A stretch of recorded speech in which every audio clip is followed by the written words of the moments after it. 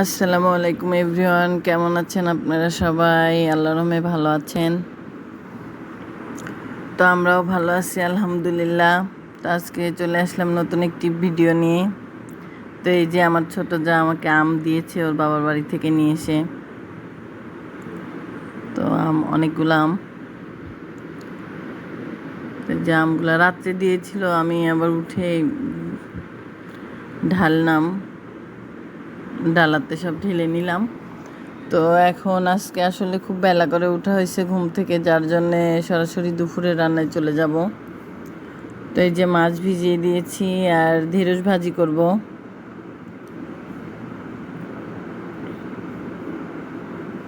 তো এই যে সব ঢেঁড়সগুলো আগে আমি কেটে নেব, আর এই যে পটল আলু দিয়ে মাছ রান্না করব, সব কেটে নিয়েছি।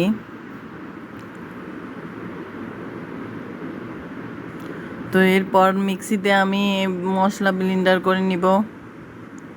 মাছের জন্যে মশলা রেডি করলাম।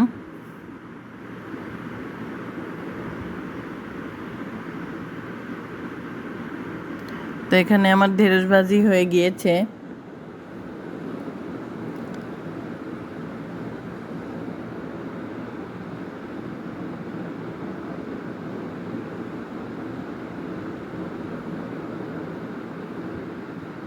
মাছটা রেডি করবো এখন আমি মাছগুলা ভাজার জন্যে।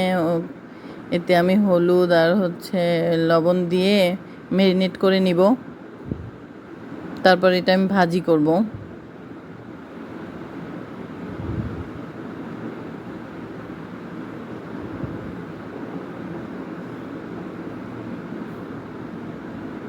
এভাবে কিছুক্ষণ রেখে দেওয়ার পরে ভাজি করলে মাছটা মজা লাগে।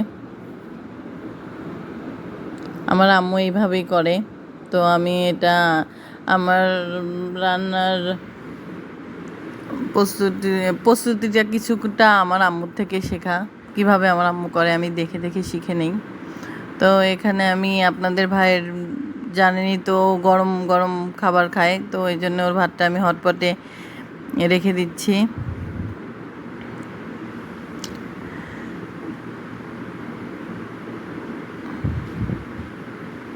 দেন আমি চলে যাব মাছটা করতে। তো এই যে মাছও হয়ে গেছে আল্লাহর রহমে।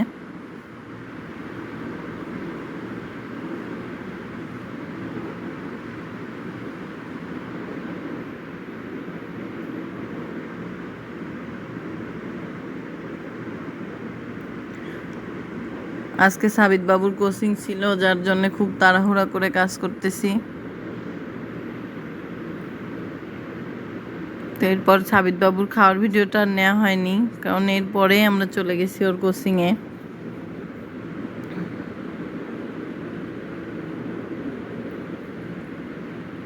তো কোচিং থেকে আসার পরে আমি সাবিত বাবুকে একটু সন্ধ্যার নাস্তা বানাই দিই, বিকালের নাস্তা বানাই দিই। বিকালবেলা ওকে একটু ব্রেড আর দুধ দিয়ে চিনি দিয়ে মিক্স করে এটা বানাই দিই।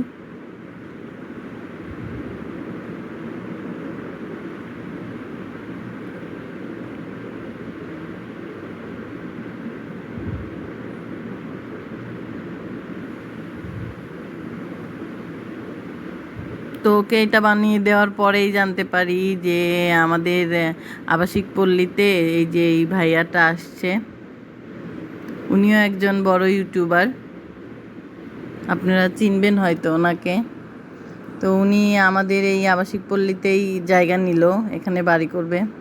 তো আমি ভাবলাম যে ওনাকে একটু ভিডিও করি। তো এই যে আমার ভিডিওটা ভালো লাগলে সবাই লাইক করবেন, কমেন্ট করবেন, শেয়ার করবেন এবং প্লিজ সাবস্ক্রাইব করবেন। আজকের ভিডিওটা এতটুকুই। সবাই ভালো থাকবেন। আল্লাহ হাফেজ।